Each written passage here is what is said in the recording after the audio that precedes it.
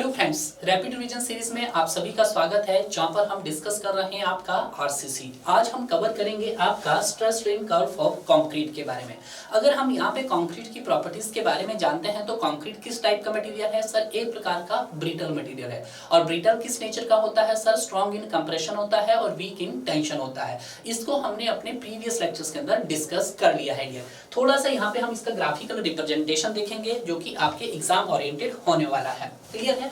अगर हम बात करते हैं स्ट्रेस स्ट्रेन फॉर कंक्रीट की, तो इसका जो कर्व बनता है it is the graphical representation of strain versus stress के बीच में बनता है। क्लियर है? तो अगर हम बात करते हैं आइडियली इसके कर्व की कि थ्योरेटिकली ये कर्व कैसा बनता है सर? आपके पास कुछ इस तरह से बनता है, दैट इज पैराबोलिक। ठीक है। अगर हम बात करते हैं यहाँ पे मैक्सिमम एक्सियल स्ट्रेन की, तो उसकी वैल्यू भी आपको यहाँ पे पता होनी चाहिए। ठीक है, तो कितनी होती है सर आपके पास? वो 0.002।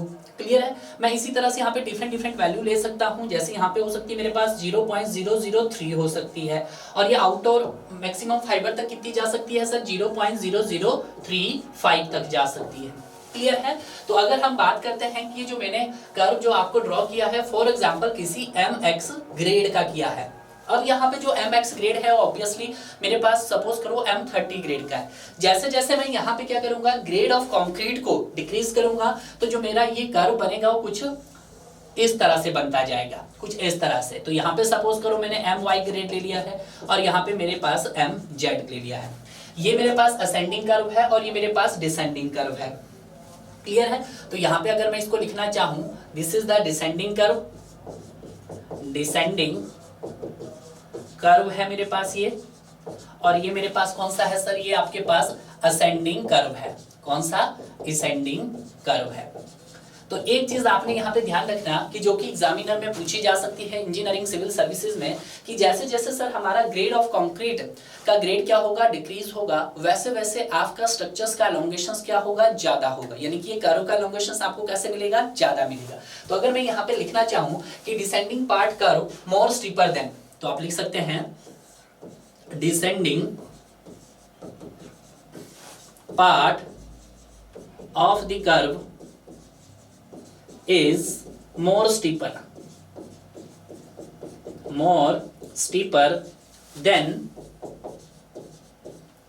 ascending curve। ठीक है, पहला ये पॉइंट्स याद रखना आपने, बिल्कुल सही। सेकंड पॉइंट क्या रखना कि यहां पे जो आपके पास जो आपका जो स्ट्रक्चर जो लीनियर रहेगा वो कहां तक लीनियर रहेगा? वो सर 1/3 ऑफ द FCK तक रहेगा। ठीक है, तो ये भी आपका कि आपका स्ट्रक्चर जो लीनियर रहेगा वो कहां तक रहेगा सर? 1/3 of FCK।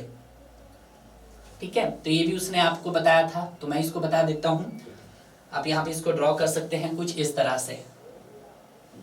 ठीक है, तो ये मेरे पास कैसा होगा सर? आपके पास ये सर 1/3 ऑफ FCK कि आपका जो कर्व रहेगा, जो आपका कर्व रहेगा वो सर क्या रहेगा सर? वो लीनियर रहेगा कहां तक? 1/3 ऑफ FCK, और इसको मैं लिख सकता हूं 0.33 FCK। क्लियर है?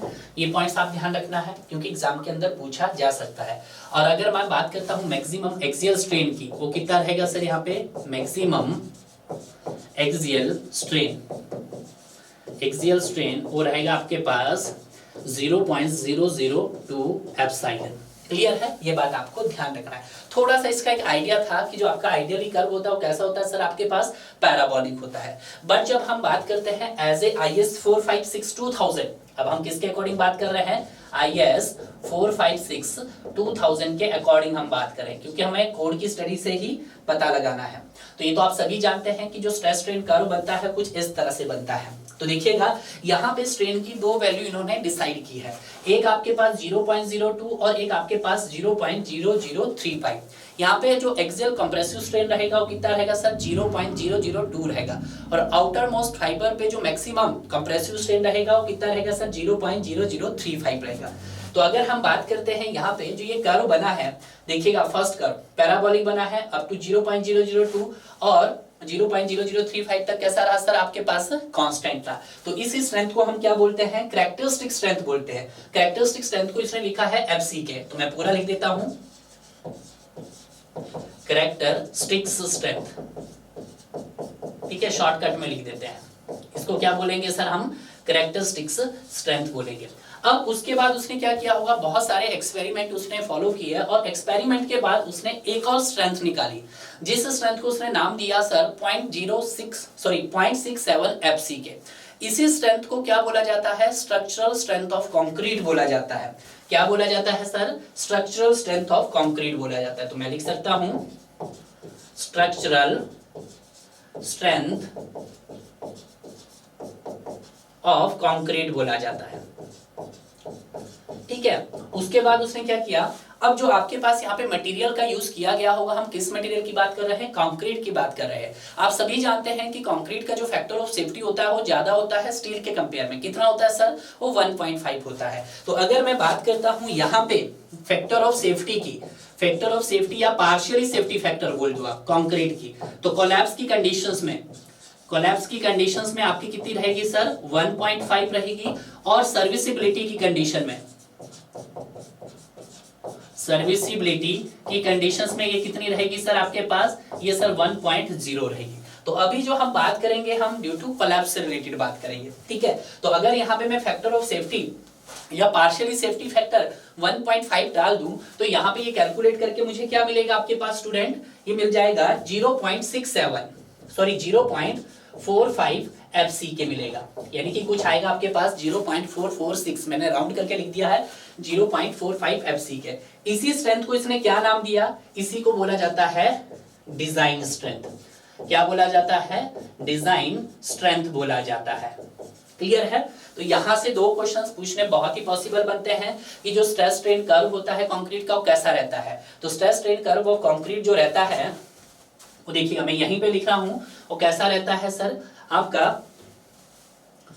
जी पैराबोलिक रहता है, पैराबोलिक रहता है 0.002 एंड रिमेन्स कांस्टेंट, या लीनियर बोल दो, रिमेन्स कांस्टेंट रहता है, कांस्टेंट रहता है 0.002 से लेकर 0.0035 तक, ठीक है। आप इस वे में भी इसको बता सकते हैं। सेकंड क्वेश्चन पूछा जा सकता है कि sir design strength of concrete, तो यहां पे भी आप लिख सकते हैं कि जो हमारे पास डिजाइन स्ट्रेंथ ऑफ कंक्रीट होगा, स्ट्रेंथ कंक्रीट जो होगा आपके पास वो क्या हो जाएगा सर? वो हो जाएगा 0.45 एफसी के, ठीक है। ये बात आपको ध्यान रखना है, तो ज्यादा आपको डिस्कस नहीं करना है, यही है इंपॉर्टेंट जो कि आपको याद रखना है। किससे? Stress strain curve of concrete के बारे में। तो इस लेक्चर्स में हमने किसके बारे में जाना sir? Stress strain curve of concrete के बारे में।